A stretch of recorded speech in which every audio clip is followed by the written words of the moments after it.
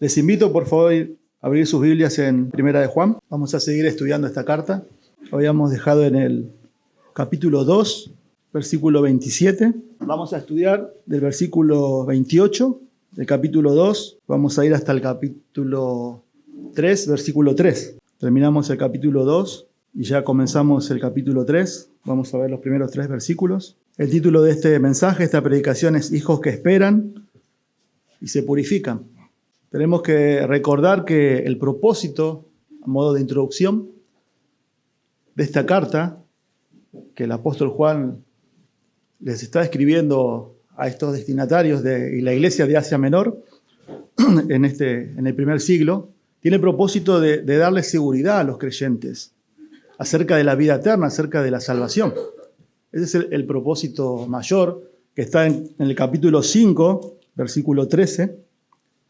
Dice: estas cosas les he escrito a ustedes que creen en el nombre del Hijo de Dios, para que sepan que tienen vida eterna. Lo maravilloso y lo asombroso de este libro es que tiene esa particularidad, está dirigido a creyentes, pero también a la vez ha sido, y creo que es un libro muy, muy profundo y muy examinador a la vez también. Porque también el contexto en el cual Juan está escribiendo había introducido dentro de esas iglesias falsos maestros que decían ser creyentes, que decían haber creído en Cristo, que decían que se habían arrepentido de sus pecados. Entonces, Juan, a través, por supuesto, de la guía del Espíritu Santo, lo que intenta hacer es darle seguridad a estos creyentes, pero ¿cómo les da seguridad? A través de pruebas tangibles, objetivas, de que una persona tiene que tener en su vida para tener la vida eterna. O sea, también uno lo que apunta es a examinarse, si realmente estas pruebas están en mi vida.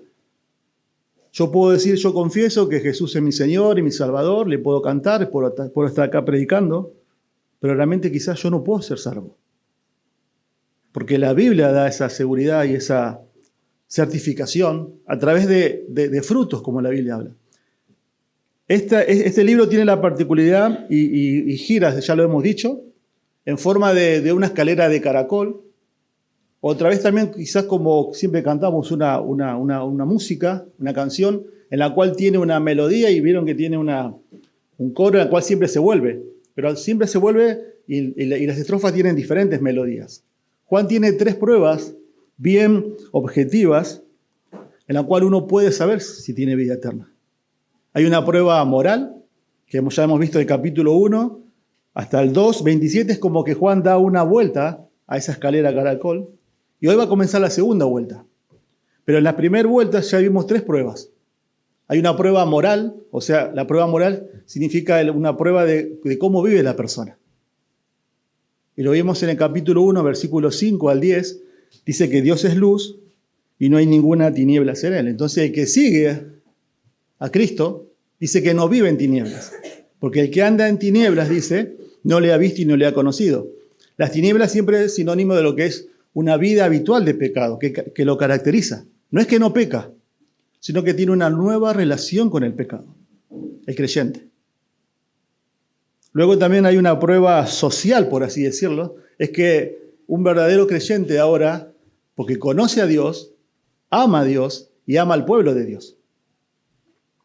Por eso también lo hemos visto, que el que no, dice, no le ha visto y no le ha conocido, dice Juan.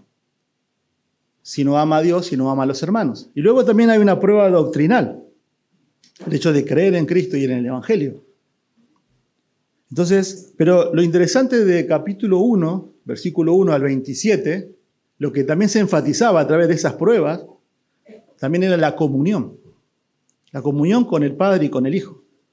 En esta nueva sección que vamos a comenzar hoy, que va del capítulo 2, versículo 28, hasta el capítulo 4, versículo 6, donde Juan, por así decirlo, da otra vuelta y vamos a ver otra vez esas pruebas objetivas de cómo una persona es salva y eso le da seguridad a los creyentes.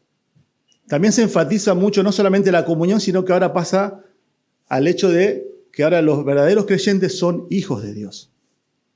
Y eso es lo que vamos también a hoy ver en este pasaje.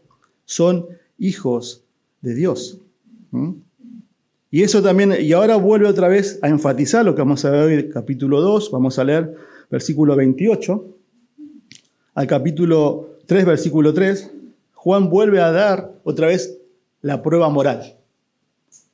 La prueba moral de una persona que tiene que tener en su vida para ser hijo de Dios. Ahora, vuelvo a aclarar esto. Estas pruebas son consecuencia de la salvación. No son requisitos. No es que yo tengo que hacer estas cosas para ser salvo. No. Debido a que son salvos, eso es lo que Juan dice, por eso dice para que tengan vida eterna. Debido a que son salvos, estas pruebas en su vida las van a obtener. Las van a tener. Y las personas que no tienen estas pruebas no son salvos. Porque también en el contexto, recuerden, están los profesantes, las personas que dicen ser creyentes y no lo son. Y estos se habían introducido en la iglesia y habían también diseminado la falsa doctrina, la falsa enseñanza. Y también donde hay falsa enseñanza también hay falsos creyentes. Pero es interesante que Juan comienza en esta sección y para darle seguridad a estos creyentes, toca un tema que quizá nosotros no tocaríamos para darles seguridad, para darles confianzas, que es la segunda venida de Cristo. El regreso de Cristo, su segunda venida. Noten, miren versículo 28, capítulo 2, versículo 28. Dice así, y ahora hijos, permanezcan en Él, para que cuando se manifieste tengamos confianza y no nos apartemos de Él avergonzados en su venida. Si saben que Él es justo, saben también que todo el que hace justicia es nacido de Él. Miren cuán gran amor nos ha otorgado el Padre, que seamos llamados hijos de Dios. Y eso somos. Por esto el mundo no nos conoce, porque no lo conoció a Él. Versículo 2. Amados, ahora somos hijos de Dios y aún no se ha manifestado lo que habremos de ser. Pero sabemos que cuando Cristo se manifieste, seremos semejante a Él, porque lo veremos como Él es. En este párrafo, por así decirlo, traducido en una oración, lo que vamos a ver es que la búsqueda personal de pureza y santidad y el hecho de permanecer en Cristo son evidencias verdaderas de un genuino creyente ante la inminente regreso de Cristo. Es decir, de cómo vive una persona hoy, afectada por el regreso de Cristo, eso va a manifestar que es un hijo de Dios.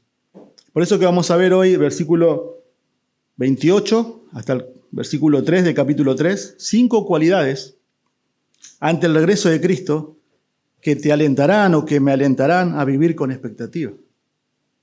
5 cualidades ante el regreso de Cristo que te alentarán a vivir con expectativa. La Biblia habla mucho acerca del segundo regreso de Cristo, tanto en el Antiguo Testamento como en el Nuevo Testamento. Cristo va a volver, eso lo ha prometido a lo largo de toda la Biblia. Y Él va a volver, la Biblia también dice que es para terminar la consumación de los siglos. Él va a volver por los suyos. También nosotros creemos que Cristo va a venir y va a arrebatar a su iglesia, lo va a buscar. Eso está en 1 Corintios capítulo 15, Juan capítulo 14, 1 Tesalonicenses capítulo 4, enseña esta verdad que puede ser en cualquier momento.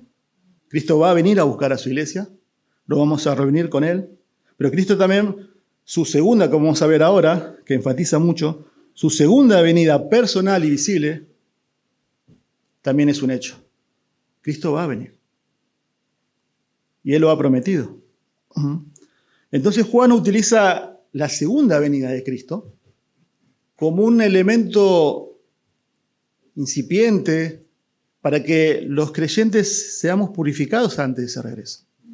O sea, lo que nosotros estamos viviendo hoy debería afectarnos ante ese regreso. Esa es la idea. Esa es la idea. Y la primera cualidad que vamos a ver está en el versículo 28. ¿Sí? El regreso de Cristo nos alienta, ¿sí? Nos alienta a permanecer.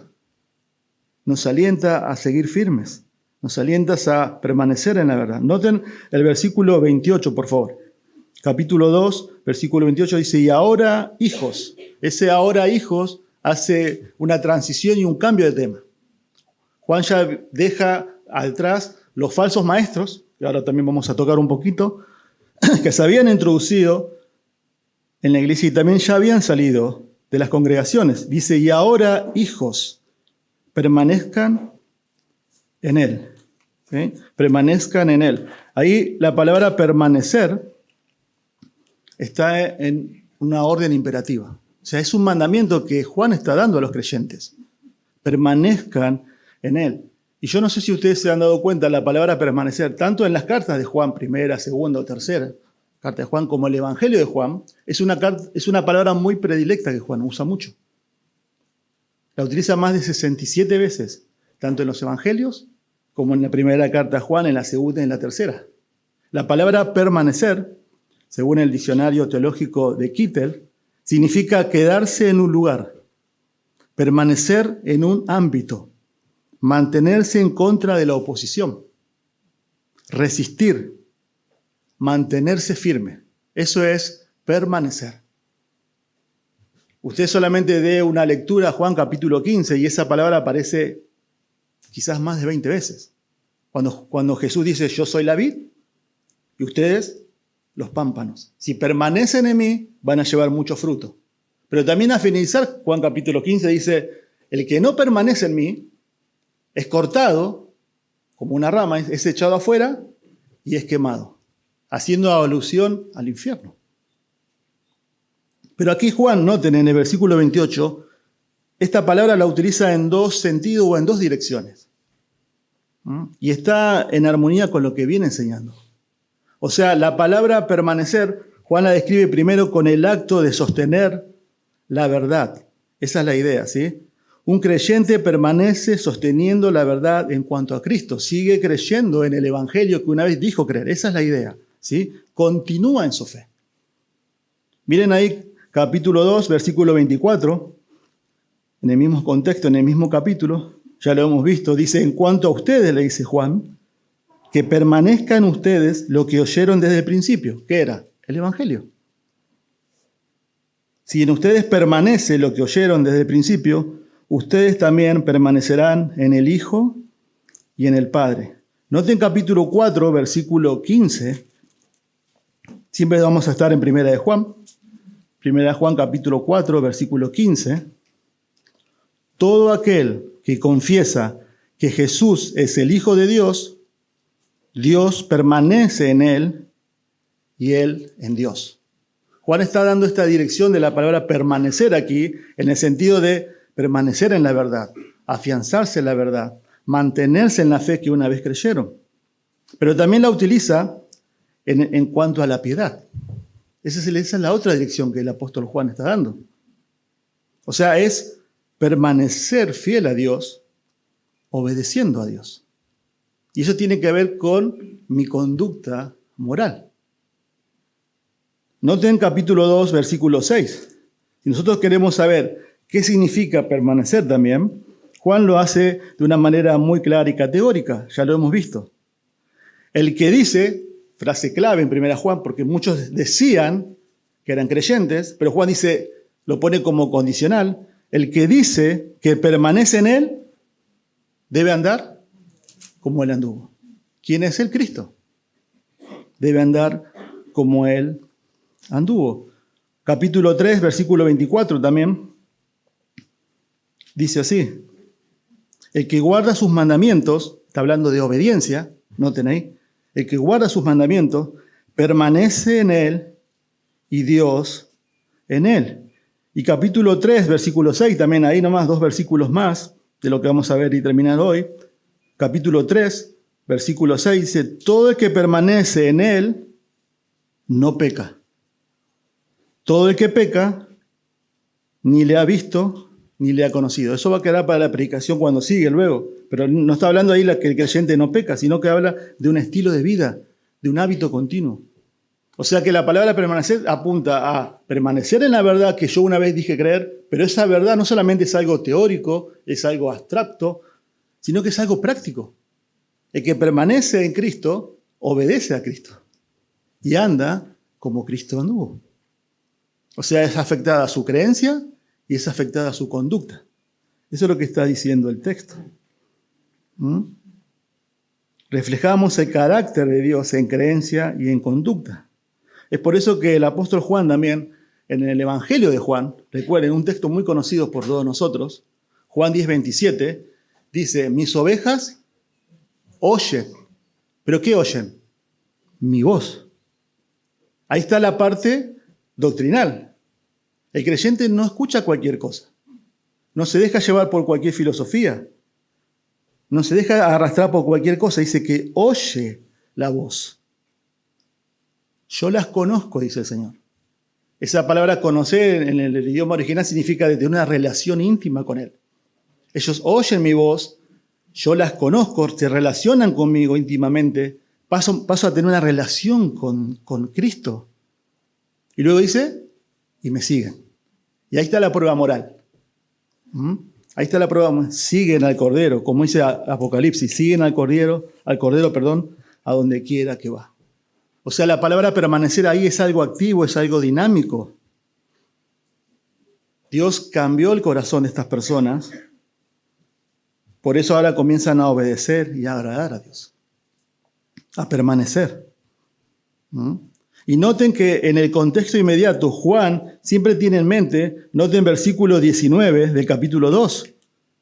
Lo que Juan ya también lo vimos aquí, pero noten el contraste siempre es con las personas que salieron de las congregaciones, con los que ellos decían creer. Ellos salieron de nosotros, pero en realidad no eran de nosotros. Porque si hubieran sido de nosotros, dice, habrían permanecido. Ahí está el mismo verbo. Permanecido en creencia y en conducta. Hubieran permanecido con nosotros, pero salieron, dice, a fin de que se manifestara que no todos son de nosotros. No todos son de nosotros. Entonces Juan acá está animando y exhortando a la iglesia, a su audiencia original, a permanecer. Es una responsabilidad de todo creyente. Pero también nosotros sabemos por las Escrituras que nosotros permanecemos porque Cristo nos preserva. Todo genuino creyente está en las manos del Padre y Dios los va a preservar. Pero esto no quita nuestra responsabilidad que tenemos de permanecer en lo que creemos, en lo que afirmamos creer, en nuestra fe, y también, si hemos conocido a Cristo, vamos a vivir una vida de obediencia a Él, a sus mandamientos. No perfecta, pero agradándole a Dios. Pero noten también la razón del texto. Versículo 28. Dice, y ahora, hijos, permanezcan en Él. Ahí está el mandato. Para que cuando se manifieste, tengamos confianza y no nos apartemos de Él avergonzados en su venida. Aquí está la razón. Miren ahí la palabra manifestar significa revelarse. Da la idea de mostrarse. Eso es manifestarse. Y está hablando acerca de la segunda venida de Cristo. Él se va a mostrar, Él se va a revelar en su persona. Lo vamos a ver. Pero noten en el texto que aquí hay dos reacciones. No sé si lo notaron. Versículo 28. Cuando se manifieste, dice, tengamos confianza. Esa es la primera reacción. Y la segunda dice, y no nos apartemos de Él, avergonzados en su venida. O sea, habla de que algunos van a tener confianza y algunos van a huir avergonzados. ¿De qué está hablando acá el texto? Bueno, muchos comentaristas, teólogos, debaten. Hay una interpretación que dice que tanto los que van a tener confianza en su venida como los que van a ser avergonzados, está hablando de grupo de creyentes, pero creyentes que están bien con el Señor y los creyentes que no están bien con el Señor cuando Cristo venga, van a ir de Él avergonzados. Pero creo que por el contexto no es esa la interpretación correcta.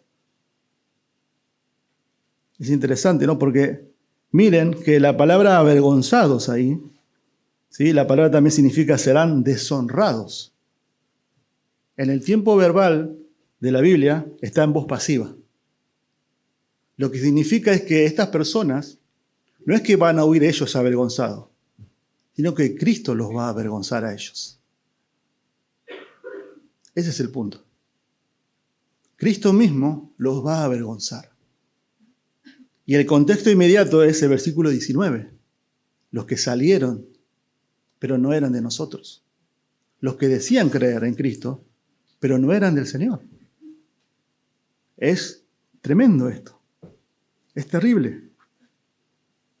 La palabra confianza, noten en el versículo 28 ahí, es la misma palabra que se utiliza en Hebreos 10:19, que dice así que hermanos, tengamos libertad, esa es la palabra, confianza, para entrar al lugar santísimo por la sangre de Jesucristo. O sea, la palabra ahí, confianza, es libertad, es la idea. Y ese texto que recién le leí toma mucho más connotación en el libro de Hebreos, porque le está diciendo a los hebreos, tengan libertad para entrar ¿qué? Al lugar santísimo, que ellos sabían que no podían ingresar.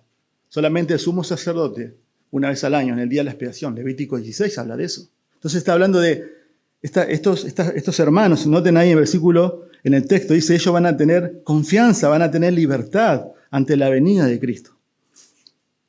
Pero los otros serán avergonzados. ¿Por qué? Porque no permanecieron. Porque no siguieron creyendo. Porque sus vidas decían creer, pero no fueron cambiadas. Seguían en un hábito continuo de pecado. Ese es el contexto de permanecer. Hay un rechazo abierto de Cristo mismo. Cristo en Mateo, todos conocemos ese texto, que siempre lo nombramos de aquí de los púlpitos. Pero es lamentable. El texto de Mateo 7:21. Muchos me dirán en aquel día, Señor, Señor, en tu nombre hicimos milagros, en tu nombre echamos de fuera demonios. Y el Señor le dice, apártense de mí. Nunca los conocí, hacedores de maldad. Recuerden que acá siempre el contraste, la comparación es de un genuino creyente con una persona que dice que es creyente. Por eso Juan es tan examinador y tan penetrante. Una persona que yo soy creyente, yo amo a Cristo, yo digo que yo soy creyente, pero que en su vida no se ve reflejada lo que sigue creyendo, sigue confiando, sigue aumentando su fe, sigue conociendo más a Cristo y también no se ve reflejado en su vida de cómo vive. Cristo también dijo en Mateo 25:41, en el contexto de su segunda venida, próximo a entrar al reino milenial, Él va a separar a las ovejas y las cabras, dice. Y Él mismo dice, miren, noten el tono del Señor Jesús, Mateo 25:41. Entonces dirás también a los de su izquierda, apártense de mí, malditos, al fuego eterno que ha sido preparado para el diablo y sus ángeles. O sea, en el contexto original, acá Juan se está dirigiendo a dos grupos, a los que permanecen y a los que no permanecen. Pero también hoy en día en las iglesias, y aquí también seguro, hay personas así.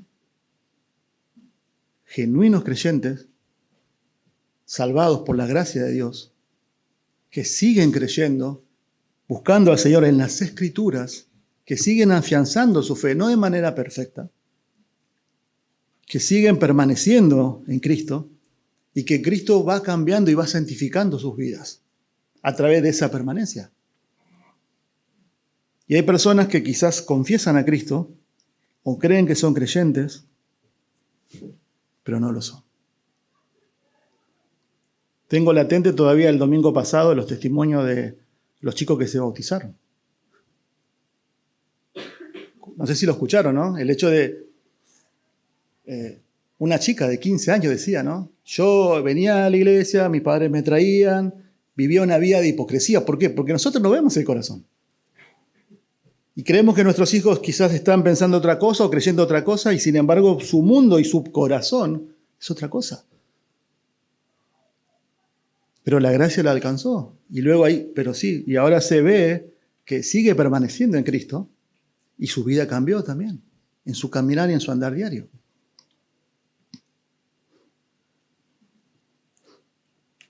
La pregunta que les puedo hacer a todos ustedes hoy, que yo también me hice, ¿no? ¿Estás permaneciendo en Cristo? ¿O estás visitando solamente a Cristo? Eso, Dios tiene que hacer eso en tu corazón. Por eso siempre hay un llamado a la salvación en Cristo. Continua. Porque podés ser un profesante, o uno de esos de Mateo capítulo 7, o Mateo capítulo 25, que Dios dice, apártense de mí. El hecho de venir a Cristo hoy mismo. Hoy mismo. Del hecho de arrepentirte realmente de tus pecados. De verdad. De no vivir una vida de hipocresía. Porque nada, ya lo hemos dicho muchas veces, pero siempre es bueno aclararlo, nada de lo que puedes hacer te puede llevar al cielo. Nada. Ni bautizarte, ni leer la Biblia, ni caminar de rodillas a un lugar, ni un pastor, ni un cura, nada. Porque eso no tiene nada que ver con tu corazón.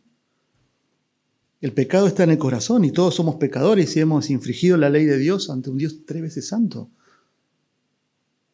Y como vimos el domingo pasado, ese recaudador de impuestos era el pecador. Sin embargo, dijo, sé propicio a mi pecador. Entendió quién era él y entendió a quién había ofendido. A un Dios santo. Y en él hay perdón. Y en él hay vida eterna. Cristo dijo, el que vino a mí no lo echo fuera. No podemos llegar por nuestros propios medios al cielo, a satisfacer las demandas de Dios. Dios cargó en su Hijo toda su ira, derramó toda su ira en nuestro lugar. Eso habla la Biblia de sustitución. Yo debía ocupar porque yo pequé contra Dios. Cristo no, Él es el santo, el Hijo de Dios, el perfecto.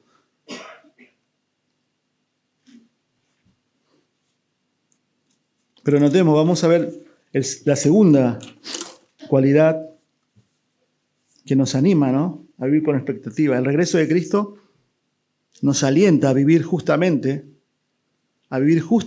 y piadosamente debido al nuevo nacimiento. Nos anima y nos alienta a vivir justamente, pero vamos a vivir justamente debido a que Dios nos dio un nuevo corazón y nos hizo nacer de nuevo. Noten el versículo 29. Dice, si saben que Él es justo, saben también que todo el que hace justicia es nacido de Dios. ¿Sí? Los que permanecen en Cristo van a reflejar el carácter de Cristo. Van a notar que en 1 Juan se habla mucho acerca del carácter, de cómo es Dios. Dios es luz. O sea, no hay ningún pecado en Él. Entonces Juan dice, anden como hijos de luz.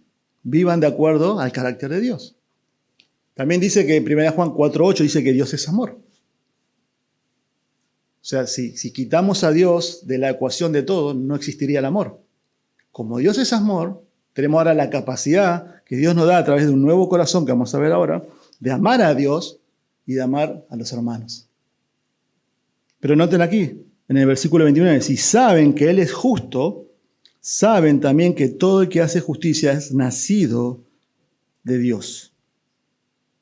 O sea, los que permanecen en Cristo van a reflejar el carácter de Cristo. ¿Y cuál es la razón y la consecuencia? Porque han nacido de Dios. De tal padre, tal hijo. De tal palo, tal astilla. Es imposible que una persona nacida de Dios no refleje el carácter de Dios. Por eso pasa con nosotros. Nosotros tenemos los ADN de nuestros padres. Y siempre vieron que cuando pasa algo malo, dices, sos igual a tu padre. Sos igualito a tu papá. Pero cuando hay algo bueno, el chico se saca buenas notas o se porta bien. ¿Y a quién es? Qué bueno. ¿A quién es parecido? Y es parecido a la madre. O quizás puede pasar al revés también. Pero si pasa eso también en nuestras vidas, ¿cuánto más en la vida espiritual? Los nacidos de Dios tenemos el ADN de Dios. Noten que en el versículo 29 usa 2 veces la palabra sabed. La primera tiene que ver con un conocimiento intelectual. Es decir, ellos comprendían la naturaleza de Cristo como justo, porque todo lo que Cristo hace es justo, porque Él es la justicia personalizada. Él es Dios. El estándar de la justicia es Cristo. Nosotros tenemos que ver qué es lo bueno y qué es lo malo, no en base a nuestro estándar, sino en base a lo que la Biblia dice. Cristo no tiene estándar porque Él es justo. Pero noten que en el versículo dice luego, saben también que todo el que hace justicia es nacido de Dios. Esa palabra saber no es igual a la primera. Eso habla de un conocimiento más íntimo, más profundo por experiencia. O sea, lo que está hablando acá es que los que permanecen llegaron a conocer que son nacidos de Dios, que reflejan la naturaleza, los atributos de su Padre, y comienzan a caminar un camino de justicia. El punto es, y esto es muy importante entender, por eso yo acá me lo anoté, para no decirlo mal, es que no somos nacidos de Él para hacer justicia. ¿Sí? O sea, yo soy una persona justa, vivo rectamente, y eso se lo atribuyo a Dios. No está hablando de eso. Procuramos hacer justicia, vivir rectamente, porque somos nacidos de Él. Es una consecuencia. O sea, el orden es vital. Lo que el texto está diciendo es que primero viene que somos nacidos de Él, el nuevo nacimiento, y luego viene una vida de justicia. Porque si no es imposible vivir una vida que agrade a Dios. Imposible. No se puede. Quizás lo has intentado. Recordar tu vida antes de conocer al Señor. Querés hacer algo y no podés. No tenés la capacidad. Por eso el Señor Jesús le dijo a Nicodemo, un fariseo religioso, Nicodemo, tenés que nacer de nuevo. ¿Cómo es eso? Eso viene de arriba, dice. De Dios. Lo que es nacido de la carne, carne es. Lo que es nacido del Espíritu, Espíritu es. Tenés que nacer de nuevo para tener una nueva vida. El nuevo nacimiento cambia por completo todo nuestro ser. Todo nuestro ser. Por eso siempre usamos la ilustración que da Paul Washer. Y que él dice que si yo vengo acá, se pone él, o Cristian, me pongo acá, y a mí yo digo, antes de venir acá, me chocó un camión literal, sin estar yo en el auto, parado, me choca el auto, me lleva por delante un camión encima, y yo vengo acá y digo, miren, yo estoy igual acá. ¿Ustedes qué van a pensar? No, este me está mintiendo. O está haciendo o lo soñó, o no es verdad. Pero trasladarlo al plano espiritual, porque la salvación es más que eso. Potenciarlo a los millones. Porque una persona que conoce a Dios, al Dios creador de los cielos y la tierra, que encontró la salvación, que se topó con el ser más asombroso, más maravilloso que hay, no puede quedar igual. No puede quedar igual. Es imposible. No queda igual. Por eso, en la salvación, en el nuevo nacimiento, la regeneración es el término teológico que hablan. Dios da un nuevo corazón. Un nuevo corazón. Que tiene la capacidad que ahora tiene vida. Antes, según el Antiguo Testamento, Jeremías 33, Ezequiel 36, había un corazón de piedra. Duro, sin vida. En cambio, en la salvación, en el nuevo nacimiento, Dios da un nuevo corazón. Y ese nuevo corazón tiene vida, y ese corazón tiene vida, y ahora dice que Dios colocó el temor en ese corazón, para que puedan andar en mis preceptos y me teman.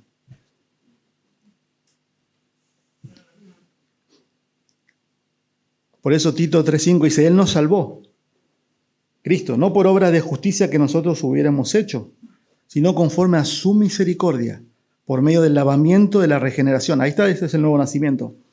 Y la renovación por el Espíritu Santo, que Él derramó sobre nosotros abundantemente por medio de Jesucristo nuestro Salvador, para que, justificados, dice, por su gracia fuéramos hechos herederos según la esperanza de la vida eterna.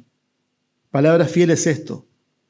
Y en cuanto a estas cosas, dice el apóstol, quiero que hables con firmeza para que los que han creído en Dios, luego de la regeneración, que leí en el versículo 5, procuren ocuparse en buenas obras. ¿Notan el orden? La regeneración y luego vienen las buenas obras. Como una consecuencia para glorificar y agradar a Dios, no como un requisito para ser salvo.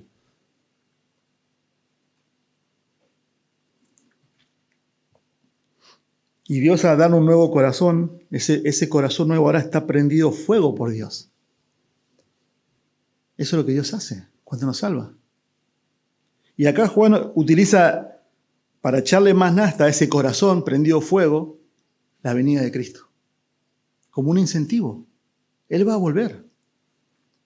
Y vivan vidas justas, pero lo van a vivir porque han nacido de nuevo. Pero notemos el tercer punto, ¿no? El regreso de Cristo, en el capítulo 3 ya, el regreso de Cristo nos alienta porque somos sus hijos y nos ama incondicionalmente. Y hermanos, en lo personal, es lo que más me ha gustado a estudiar este texto en la semana. Y es interesante, ¿no? Porque solo sus hijos lo esperan a Él. El mundo no espera, y lo vamos a ver, lo dice el texto. Noten el versículo 1. Miren cuán grande amor nos ha otorgado el Padre para que seamos llamados hijos de Dios. Y esto es impactante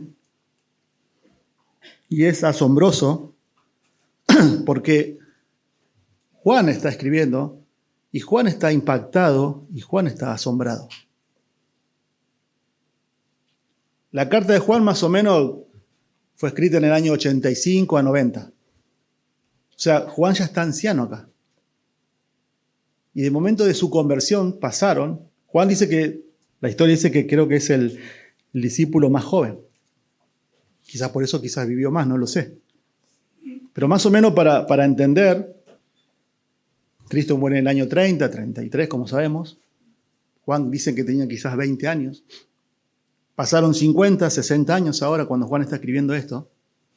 Juan debe tener un anciano ya, 70, 60, 70, 80 quizás. Pero el punto acá es que Juan sigue asombrado por el amor de Dios. Pasaron décadas. Y él vio a Jesucristo en persona. Y él sigue asombrado y sigue impactado por ese amor. A tal punto, noten, que esa frase, mirad cuál, la versión que estoy leyendo yo, que son las Américas, dice miren cuán. La Reina Valera creo que dice cuál. Pero esa frase, en el original, no es muy frecuente.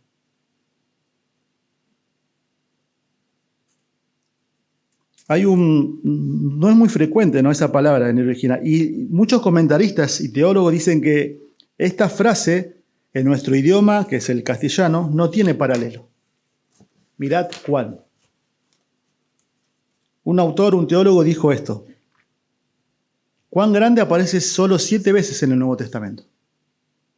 Y sugiere una reacción de asombro y admiración, que es la que te está teniendo Juan acá. Al ver a una persona o una cosa. Este no es un amor cualquiera, un amor común. La expresión muestra y transmite la fuerza tanto cualitativa como cuantitativa. O sea, la idea es, lo que está hablando acá de este amor de Dios es la calidad de ese amor, que es divino, y la cantidad de ese amor, que es eterno. O sea, el amor de Dios es tanto cualitativo, o sea, la calidad, como la cantidad, que es eterno. O sea, es un amor, la idea es fuera de este mundo. No hay algo que se pueda comparar. Y ese amor está dirigido, notaron en el texto, a los creyentes. Es un amor volitivo de Dios por su libre decisión, sin influencia, y noten esto también, y sin ser atraído por el objeto a amar. Que es decir, que no hubo nada en nosotros, pero nada, que tuviera algo de atractivo para atraer el amor de Dios hacia nosotros. Nada. Por eso nosotros cantábamos recién, maravilloso es el amor de Dios, ¿no? Y notaron que en una frase, el autor Charles Wesley habla de su conversión, cuando él se convirtió, entendió esto. Dice que ni mente humana ni angelical lo pueden comprender. Al infinito amor de Dios. Nosotros a veces, y me incluyo, cantamos y no prestamos muchas veces tanta atención porque estamos tan distraídos en nuestra mente de lo que estamos cantando. Y Pablo, en Efesios capítulo 3, a una iglesia, a los Efesios, en una oración, es un pedido de oración esto. Un motivo de oración para que los creyentes puedan entender este amor y comprenderlo. Por eso dice en Efesios 3:17, de manera que Cristo habite por la fe en sus corazones. También ruego que arraigados y cimentados en amor, ustedes sean capaces de comprender con todos los santos, los creyentes, cuál es la anchura, la longitud, la altura y la profundidad, y de conocer el amor de Cristo que sobrepasa todo entendimiento. Es incomprensible. Y nosotros los creyentes podemos vivir esta esperanza porque hemos experimentado ese amor. Incomprensible, incondicional, inmerecido. Dios no vio nada bueno en mí que atrayera a su santa persona, nada. Por eso nuestro amor es tan diferente al amor de Dios y nos cuesta comprender, porque nuestro amor es muchas veces tan cambiante, tan condicional. Yo te amo, pero vos tenés que darme algo a mí. Tan movido por nuestras emociones, tan débil, tan imperfecto. ¿Por qué? Porque somos imperfectos.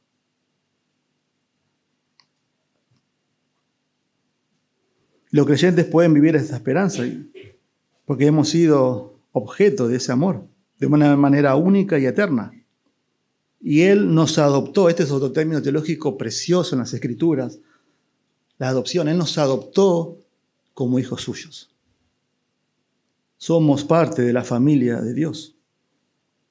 Nos convertimos en sus hijos tan solo porque el Padre le ha otorgado un amor generoso, incondicional y sin ningún mérito.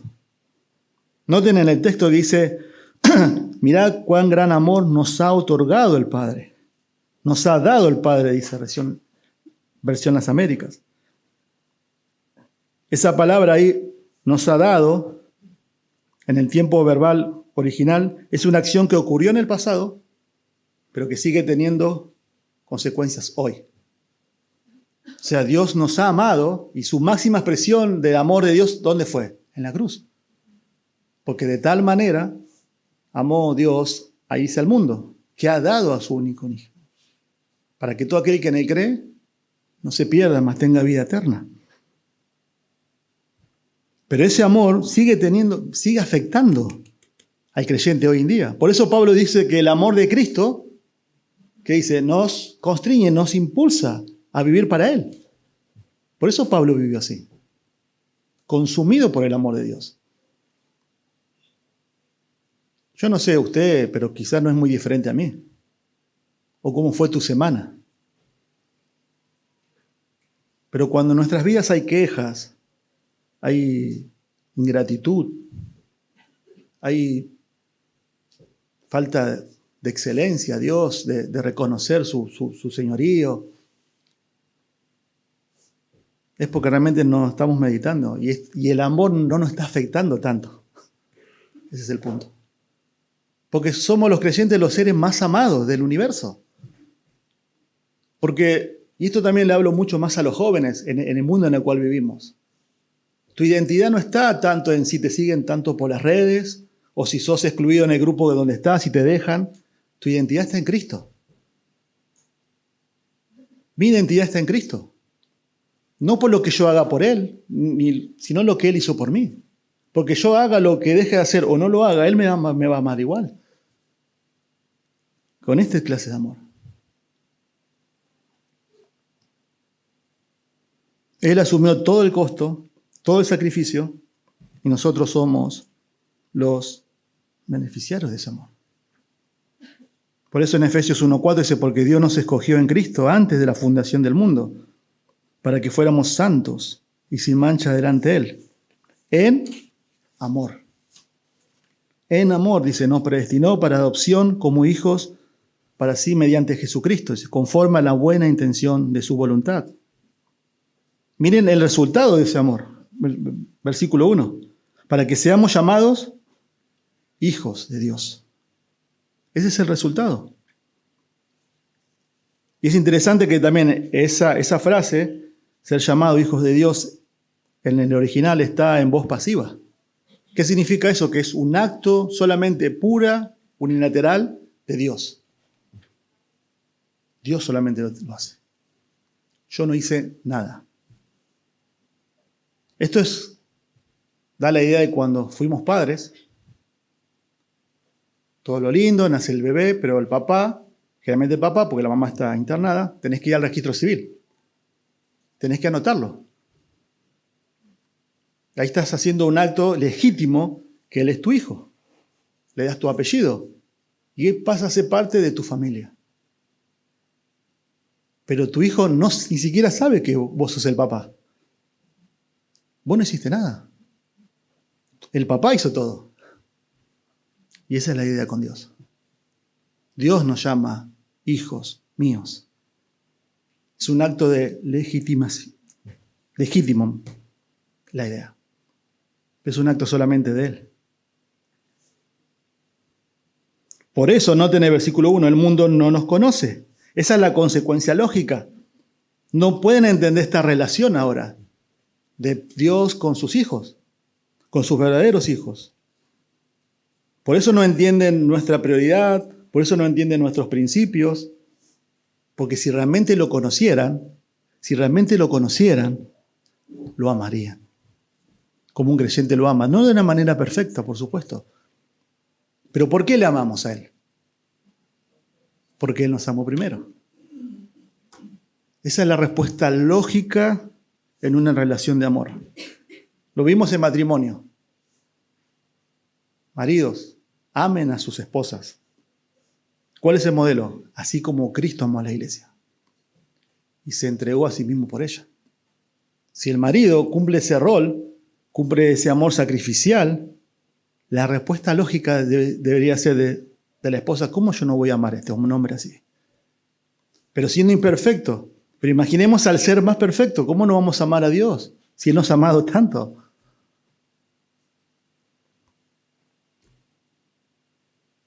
Pero la prueba del amor hacia Dios, también la palabra lo dice, es si hacemos su voluntad y le obedecemos. Porque Jesús le dijo, ¿ustedes me aman? Si me amáis, Lucas 6:46, guarden mis mandamientos. La manera de amar a Dios no es tanto si yo estoy llorando o si yo puedo decirlo, sino es cumpliendo su voluntad y obedeciéndole a Él.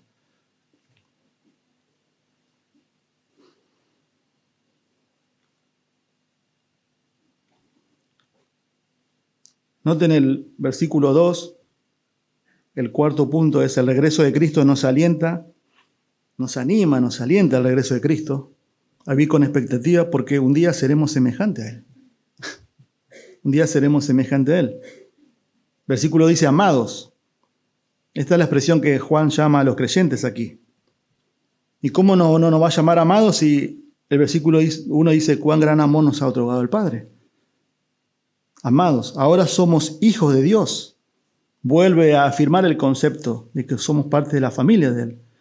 Y aún no se ha manifestado lo que habremos de ser. Pero sabemos que cuando Cristo se manifieste, seremos semejante a Él.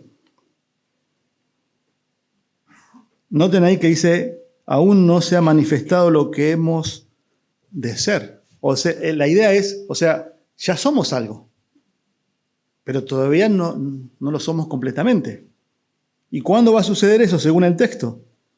Cuando Cristo venga. Todavía no llegó la hora.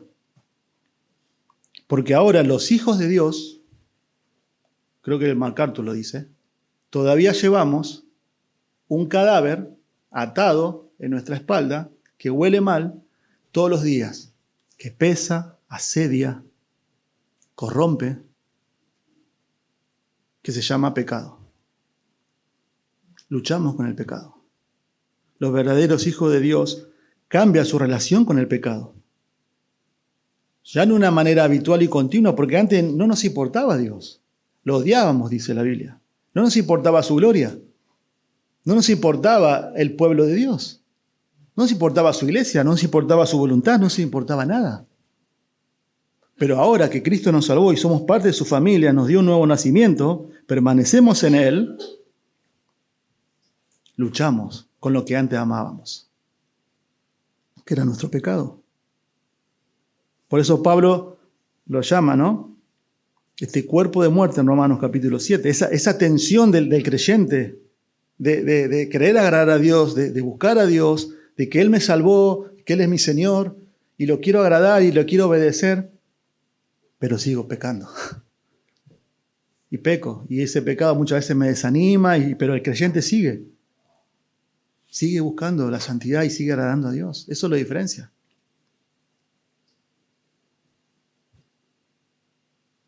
Yo no sé cómo fue tu semana con la lucha con tu pecado.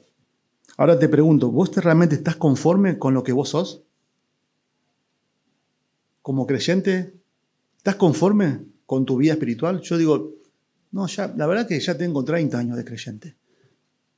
Ya aprendí bastante, ya este pecado ya lo manejo de taquito. ¿O no? Un verdadero creyente nunca está conforme con su estado actual. Nunca. Porque está esta lucha.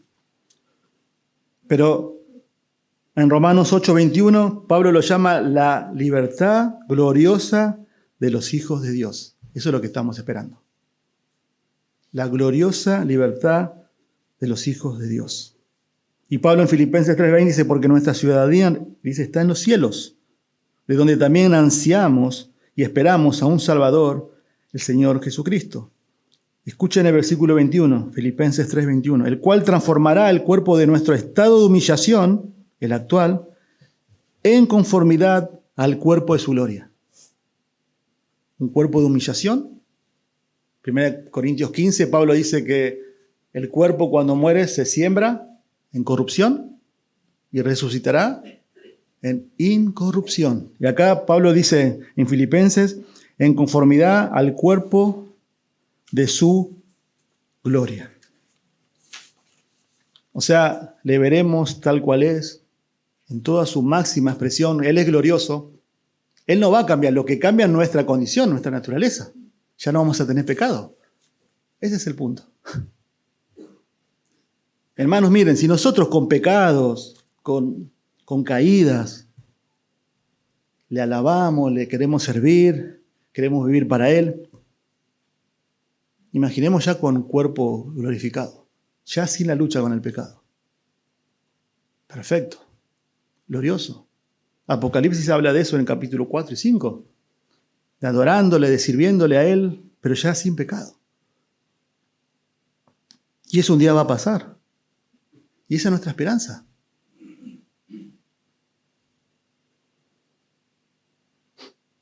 Por eso Romanos 8:29 dice, porque a los que antes conoció, también los predestinó a ser conformes a la imagen de su Hijo.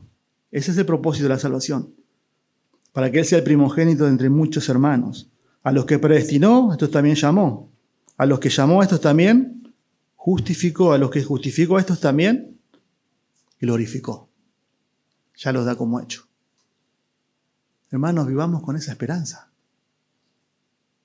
A veces estamos tan agobiados por cosas diarias, la economía,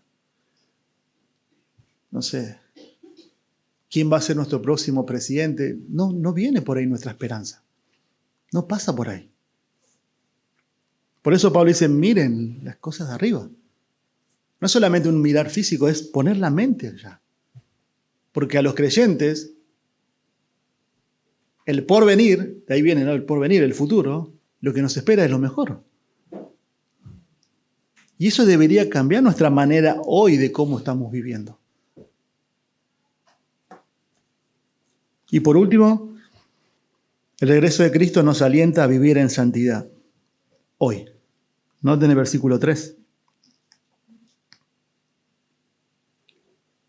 Y todo el que tiene esta esperanza puesta en Él, se purifica, así como Él es puro. O sea, ante la venida de Cristo, el verdadero creyente no se queda de brazos cruzados. Porque, hermanos, lo que la Biblia que nos fue revelada, la palabra de Dios, y más los hechos proféticos, los futuros, no fueron dados para saciar nuestra curiosidad, no fueron dados para empezar a poner fechas, cuándo va a ser el regreso de Cristo, no, sí, sacar cuentas, va a venir, no, porque dice, no fue para el hecho de, por así decirlo, debatir posturas teológicas. Los hechos escatológicos en la Escritura, tanto en el Antiguo como en el Nuevo Testamento, fueron para alentar a su pueblo y para animarlos. Ese es el propósito de que Cristo da algo que no pasó para anímense. Y acá lo está haciendo. Pero lo que está apuntando es animarnos a vivir en santidad. Creo que nuestra casa, la casa en la cual vivimos, ¿no? Siempre se intenta tener un orden. Pero creo que nunca está más limpia que cuando vamos a recibir visitas. Las mujeres me entienden de eso. Tratamos de que esté todo impecable, ponemos el mejor mantel, la mejor copa, tratamos de limpiar, que no haya nada que cotidianamente siempre está. Lo peor que podemos hacer es invitar a alguien sin avisar. ¿Cómo vas a hacer eso? Se ríen porque les pasa lo mismo que a nosotros, todos, ¿no? Sí. Pero el punto es, si nosotros tenemos nuestra casa limpia ante una visita, ¿cómo es nuestra vida ante la venida de Cristo? Que es el Señor de Señor y el Rey de Reyes.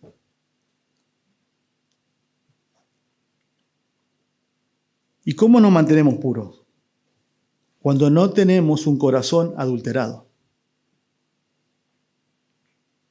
Porque no podemos decir que tener a Dios como esposo y al mundo como amante. No lo puedes tener. No puedes decir yo soy hijo de Dios, Dios es mi Señor, pero amo el mundo. Amo todo este sistema que va en contra de Dios. Que solamente lo que nos incita es a pecar. Por eso en Mateo 5:8 dice, bienaventurados los de limpio corazón, porque ellos verán a Dios.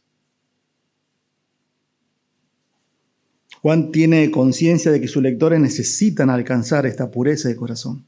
Por eso los anima a ser semejantes a Cristo. Por eso le dice, ¿no? El verdadero creyente, cuando tiene más eso en mente, que Cristo viene, que viene la visita, más lo limpiamos, más nos purificamos. En ese proceso llamado santificación. Y eso es un poderoso incentivo. Como vimos hace poco que el pastor nos enseñaba acerca de la parábola de los talentos, ¿recuerdan? Les hago esta pregunta, pues yo también me la hice, ¿no? Y me examiné.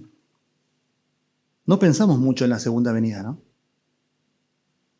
¿Usted pensó en la semana como creyentes, en la segunda venida de Cristo? Dígame la verdad. No.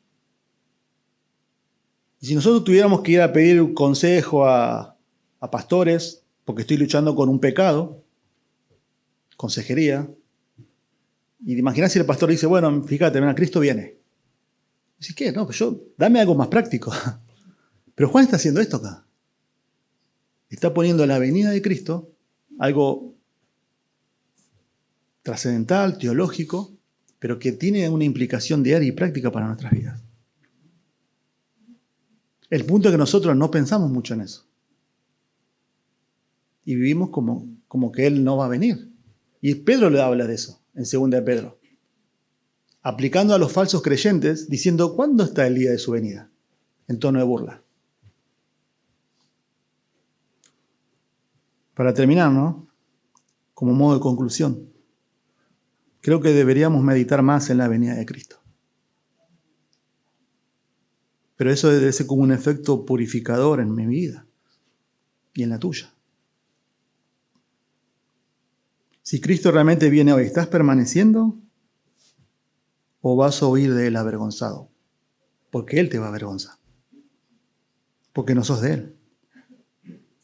¿Se evidencia en tu vida un patrón de justicia y santidad? Y quizás si no se evidencia es porque quizás no has nacido de nuevo. No tenés un nuevo corazón. Tu identidad y mi identidad está en Cristo, no en las personas. Porque su amor hacia ti no depende de lo que hagas. Porque Él ya te ama y ya me ama. Y un día seremos como Él. Qué bendita esperanza. Vamos a orar. Padre, te damos gracias, Señor, por tu palabra.